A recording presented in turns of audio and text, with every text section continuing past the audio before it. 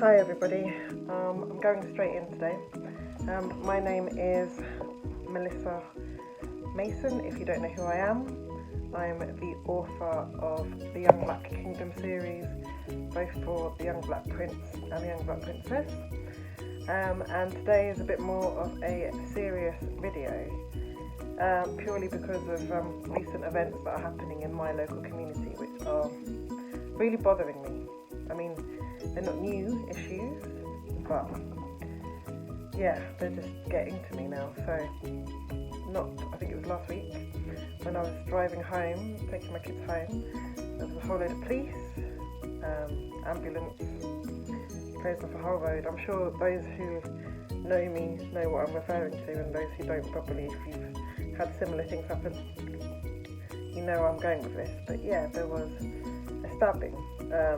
It later transpired that there were 6 stabbings. I have no idea whether or not this was in one day, but it's 6 stabbings too much. Okay, the issue may not be as big here as other places in the country or the world. I appreciate that with everything that's going on with the war, but it's not good enough. And I wanted to share. Yes. I have a black son. He's young at the moment, but as a mother of a black son, I don't want this to be the future that he grows up in.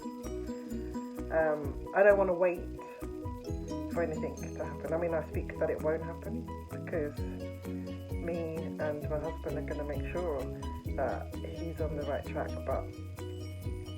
and I'm sure you do as well with your children and your son, but just for a general message, I don't want him to have to know someone either that goes through this experience personally when he grows up, when he hits high school, because he's not in high school yet. And this is part of the reason why I wrote my book. My son was 3 years old when he turned to me and said, "Mummy, why does nobody in the book look like me?" I was shocked, if I'm honest, that at that age he was able to realise that the characters in the book didn't look like him. Now, yeah, that's partly on me for his mother providing the necessary material, but if I'm honest with you, I didn't think he was old enough to determine that at that age. So that really, really shocked me, first of all. But it called me to action, and I thought, okay, let's make it fun. I will write a book about him and actually feature him. So the character in the book, the main character, is actually a caricature of him. And that not only encouraged him to see himself, as a boy of colour in a book, but it also encouraged him to grow a love of reading, which has continued to grow since then. So, like I said in my last video, it was a win-win situation. I do believe so strongly that representation in literature and media and society is so important, but not just representation, positive representation.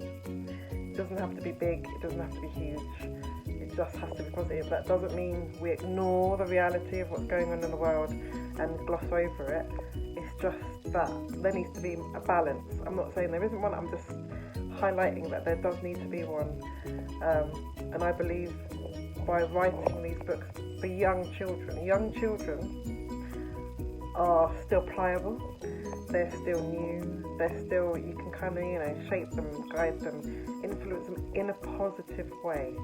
So I'm encouraging anyone out there. I know I'm not the only one, so even though I'm sharing this video, I know there are many mums, many dads, many parents out there who feel exactly the same, if not stronger than I feel, that representation matters, positive representation matters. So we do not want to give up on this generation, okay? But we do want to be intentional.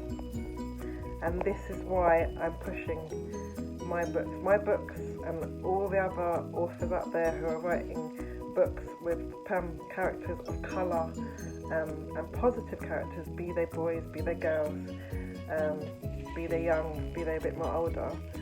Brilliant. And I'm encouraging you to keep your children reading positive books. Don't let them get so hung up and so focused on Nintendo Switches, Sky, YouTube, Shorts. There's a long list. I probably haven't even covered it in that short scenario. But books feed the mind and they feed the imagination. So I can only do this as a plea to fellow parents who I'm sure are already doing it. This is just an encouragement, a further encouragement. Keep your children reading. And if there's anybody out there who's like, oh, my kids aren't necessarily interested in reading, they're much more interested in like playing video games or doing the online things, just give them incentives, give them little prizes.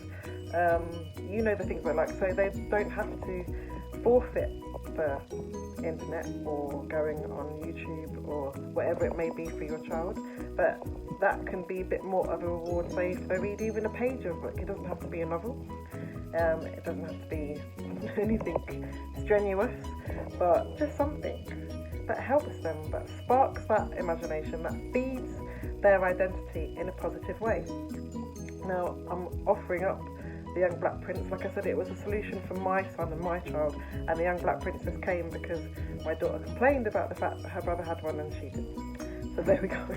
I now have the two books out there, but whatever you can do, because I'm all about championing my fellow community, whatever you can do, and whatever books you can put in front of your children, start from young. Even, they always say when I was pregnant with my kids, read to them in the womb, when they're in your tummy, because they can hear.